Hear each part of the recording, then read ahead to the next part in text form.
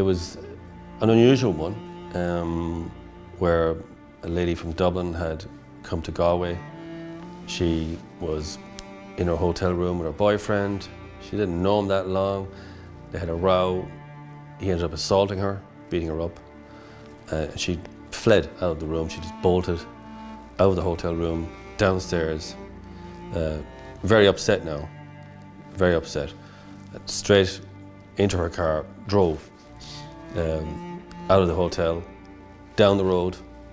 It was on the promenade in Galway, and something tells her to turn around and go back to the hotel because she's been drinking, but there's a patrol car now after seeing her, and they go after her. She drives back into the hotel, she parks up, and the guards come in after her, and they describe her as being hysterical. She can't speak. She can't speak. She's asked for her name. She can't even speak. She gives her license.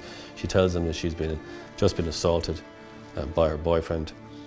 So she's prosecuted for drink driving. And it was a tough case on the evidence. Myself and Colin Hennessy, barrister, were working on it. So the defence that we used was duress and necessity. Now, duress as a defence to drink driving had never been successful or successfully used here. And it was a case before Judge Brennan. And the defence of duress is applicable if it's a kind of a fight or flight situation and you've got no choice. In her mind, she felt, I have to get away from him. I have to get down to the car. I have to drive. I have to get away from this threat, which I perceive to be about me right now. He's coming after me. And that's what prevented her, in her mind, from telling the staff, I've just been assaulted, or calling the guards, or calling 999. She had to get away from him. She perceived the threat to be immediate, and she drove down the road to get away from him. Ultimately, the court accepted the defence because she gave evidence to say that she was afraid that she was going to get a hiding off the guy, and she had to go.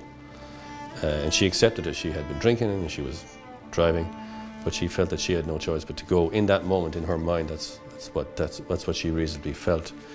And the judge said, well, it's the defence it's open to a certain point. If I leave the hotel in my car and I drive down the road, I'm away from the threat. The threat of assault is now dissipating.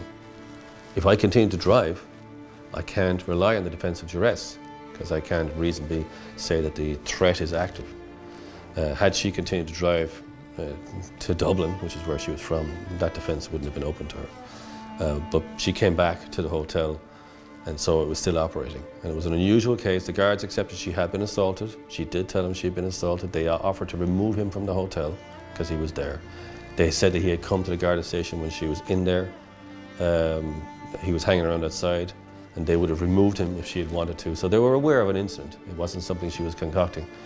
And they were fair in the way they dealt with it too. I think they realised what was going on. And ultimately, Judge Brennan agreed that that defence of duress was applicable in her case, and necessity to get away from this guy. And so she was acquitted on those two grounds. So that was nice, because I think most people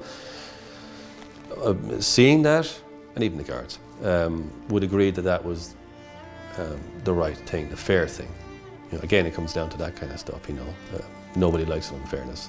So the state didn't, they were robust, but they don't take any great pleasure in hammering someone. But the court agreed in those specific circumstances, you know, knowing what we know she went so far, we know she came back, we know she was hysterical, we know she said she was assaulted. We accept she was assaulted. We don't think she's making it up. And in those particular circumstances, it applied.